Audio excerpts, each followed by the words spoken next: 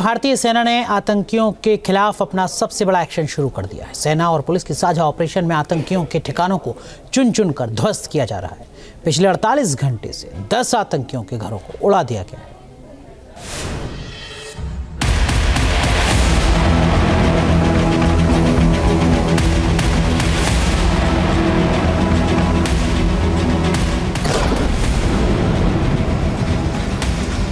आतंक पर प्रहार, आतंकियों के ठिकानों पर बमों की बौछार।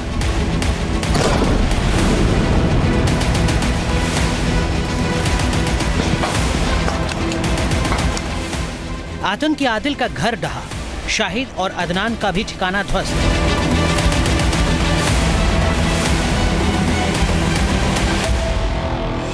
पहलगांव अटैक से पहले आतंकी और उनके आकाओं ने कभी सोचा भी नहीं होगा कि भारतीय सेना सिर्फ उन्हें ही नहीं बल्कि उनकी जड़ों को भी काटने देगी।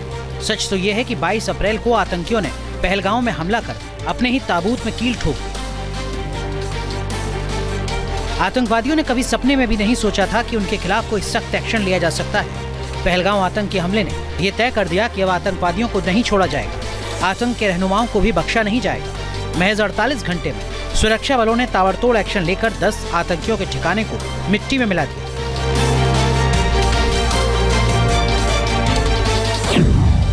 कुपवाड़ा में एक्शन।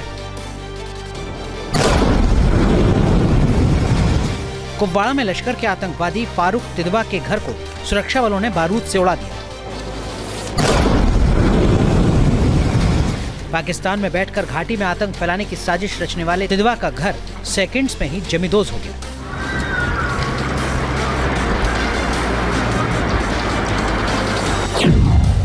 बांदीपुरा में एक्शन। आतंकवादी जमील अहमद शीर के खिलाफ बुलडोजर प्रहार हुआ। आतंकवादी के 2 मंजिला घर को ध्वस्त कर दिया गया। 2016 में ही जमील आतंकवादी बन गया था और पहलगांव हमले के बाद उसकी सरगर्मी से तलाश हो रही है।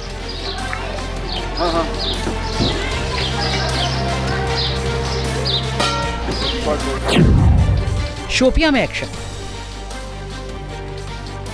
आतंकवादी अदनान शफी का घर शोपिया के जौनापोरा में था, जो अब ध्वस्त हो चुका है। सुरक्षा बलों ने लश्कर आतंकी के घर को पल भर में ही मिट्टी में मिला दिया। सुरक्षा बलों को 2024 से ही अदनान की तलाश है।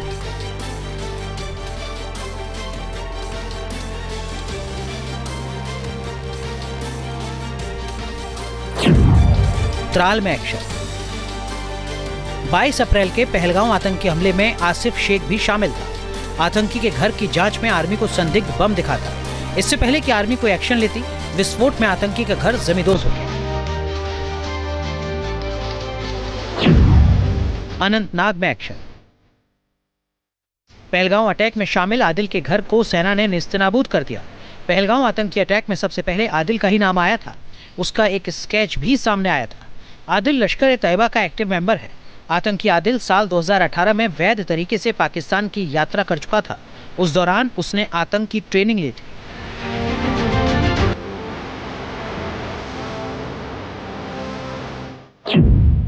कुलगांव में एक्शन।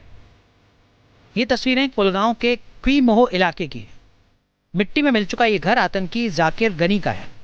जाकिर साल 2023 में लश्कर में शामिल हुआ। तब से वो सुरक्षा बलों के रडार पर है।